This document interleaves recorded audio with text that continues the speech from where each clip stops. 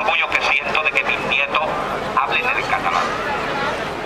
Y no estoy dispuesto a que nadie fuera de aquí que no sepa lo que es convivir con todos ustedes, sepan lo que es el catalán.